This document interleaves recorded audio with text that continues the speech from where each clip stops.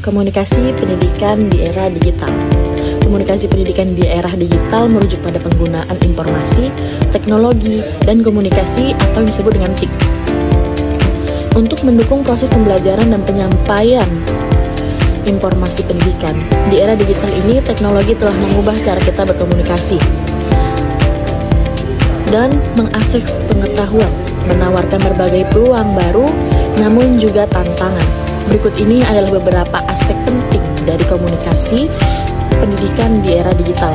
Yang pertama, akses ke informasi. Dengan adanya interaksi dan perangkat digital, akses untuk mencari materi pembelajaran jadi lebih mudah dan cepat. 2. Media sosial dan kolaborasi. Media sosial seperti Facebook, Instagram, YouTube tidak hanya digunakan untuk hiburan tetapi juga sebagai media penyebaran atau antara siswa dan guru. Yang ketiga, pembelajaran jarak jauh. Pembelajaran jarak jauh lebih mudah, jadi dalam pembelajaran tidak harus tatap muka. Yang keempat, ada personalisasi pembelajaran. Teknologi memungkinkan pendekatan pembelajaran yang lebih personal, sesuai dengan kecepatan dan gaya belajar si siswa. Yang keenam, penyebaran informasi cepat dan efektif. Berita atau informasi penting bisa disampaikan dengan cepat melalui media digital. Misalnya pengumuman sekolah atau kampus tentang penyampaian pembelajaran ataupun libur sekolah. Yang keenam, tantangan. Meskipun banyak manfaat dari beberapa tantangan dan komunikasi pendidikan digital, ada 3 aspek tantangan. Yang pertama, kesengajaan digital. Yang kedua, keamanan dan privasi. Dan yang ketiga adalah kualitas pembelajaran. Yang terakhir, yaitu yang ketujuh, informasi dalam pembelajaran. Teknologi memungkinkan penerapan metode pembelajaran yang lebih kreatif dan interaktif. Ini dapat membuat pengalaman belajar si siswa lebih menarik dan tidak membosankan untuk meningkatkan pemahaman si siswa tentang pelajaran yang akan disampaikan. B. Platform dan alat komunikasi digital dalam pembelajaran. Di era digital saat ini, teknologi semakin banyak digunakan dalam dunia pendidikan. Salah satunya dengan menggunakan platform dan alat komunikasi digital.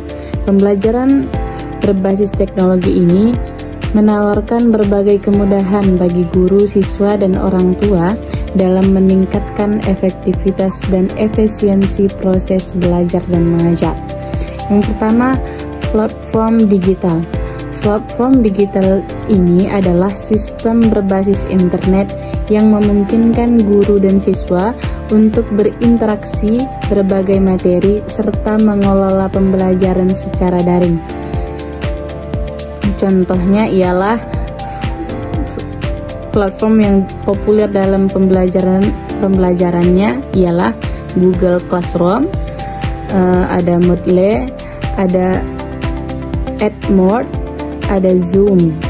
Yang kedua adalah alat komunikasi digital dalam pembelajaran. Alat komunikasi digital adalah perangkat atau aplikasi yang memfasilitasi komunikasi dalam proses belajar dan mengajar. Beberapa alat komunikasi yang digunakan dalam pembelajaran digital ialah email dan WhatsApp, forum diskusi, blog and wiki, dan aplikasi pembelajaran interaktif. 3. Keuntungan penggunaan platform dan alat komunikasi digital. Yang pertama, fleksibilitas waktu dan tempat. Pembelajaran tidak terbatas oleh waktu dan tempat. Siswa dapat mengakses materi dan mengikuti kelas virtual kapan saja dan di mana saja. Yang kedua, meningkatkan aksesibilitas teknologi digital membuka peluang bagi siswa dengan keterbatasan fisik atau geografis untuk tetap mengikuti pembelajaran tanpa hambatan. Yang ketiga, kolaborasi dan interaksi. Penggunaan alat komunikasi digital memungkinkan siswa untuk berkolaborasi dalam proyek kelompok, berdiskusi, dan berinteraksi dengan teman-teman serta guru secara lebih efektif. Yang keempat, personalisasi pembelajaran. Platform pembelajaran memungkinkan konten yang lebih dipersonalisasi sesuai dengan kebutuhan dan kecepatan belajar siswa, mendukung pembelajaran mandiri.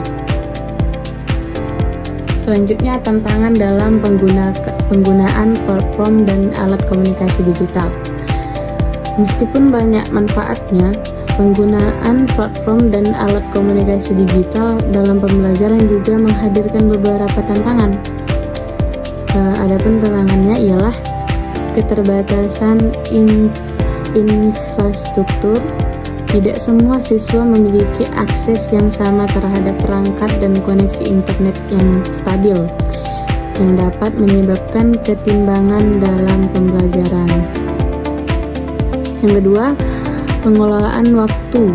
Tanpa pengawasan langsung, siswa dapat merasa sulit untuk mengelola waktu mereka, yang dapat memengaruhi konsentrasi dan hasil pembelajaran. Yang ketiga, keterbatasan sosial. Pembelajaran digital dapat mengurangi interaksi tatap muka antar siswa yang penting untuk berkembang sosial mereka. Yang keempat, keamanan dan privasi. Penggunaan platform digital membutuhkan perhatian lebih terhadap perlindungan data pribadi siswa dan kebijakan penggunaan yang aman. C. Hambatan komunikasi digital dan cara mengatasinya. Komunikasi digital semakin penting dalam berbagai aspek kehidupan, termasuk dalam dunia pendidikan, bisnis, dan interaksi sosial. Meskipun memiliki banyak keuntungan, ada beberapa hambatan yang dapat mengganggu efektivitas komunikasi digital. Ini adalah beberapa hambatan utama dalam komunikasi digital dan cara mengatasinya. Yang pertama, keterbatasan teknologi. Salah satu hambatan terbesar dalam komunikasi digital adalah keterbatasan infrastruktur teknologi. Ini meliputi akses internet yang tidak stabil atau lambat, perangkat yang tidak memadai, serta keterbatasan dalam penggunaan teknologi oleh individu atau kelompok. Cara mengatasinya, meningkatkan infrastruktur. Yang kedua, penggunaan teknologi yang ringan. Yang ketiga, pelatihan pengguna. Hambatan yang kedua adalah masalah koneksi dan gangguan teknis. Koneksi internet yang tidak stabil atau masalah teknis lainnya seperti perangkat yang tidak kompatibel, software yang crash, atau platform yang down dapat mengganggu kelancaran komunikasi. Cara mengatasinya dengan menggunakan cadangan koneksi, dukungan teknis, dan perencanaan antisipatif. Yang ketiga adalah ketidakseimbangan akses digital. Tidak semua orang memiliki akses yang setara terhadap perangkat dan internet, terutama di daerah pedesaan atau di kalangan keluarga dengan keterbatasan ekonomi. Hal ini menyebabkan ketimpangan dalam penggunaan alat komunikasi digital. Cara mengatasinya adalah program subsidi atau pinjaman. Yang kedua, penyediaan akses wifi gratis. Yang ketiga ialah alternatif pembelajaran. Hambatan yang keempat ialah kurangnya keterampilan pengguna. Banyak pengguna, baik guru, siswa, atau karyawan yang tidak memiliki keterampilan atau pengetahuan yang cukup dalam penggunaan alat komunikasi digital dengan efektif. Hal ini dapat menghambat proses komunikasi dan pembelajaran. Cara mengatasinya ialah dengan menggunakan mengatasinya ialah dengan menggunakan pelatihan dan workshop. Yang kedua ialah tutorial dan pemanduan pengguna. Yang terakhir, dukungan seiring waktu. Yang kelima, kurangnya interaksi sosial dan keterlibatan emosional. Kurangnya elemen sosial dan emosional biasanya hadir dalam interaksi tatap muka dapat menyebabkan komunikasi yang terasa kurang personal dan efektif.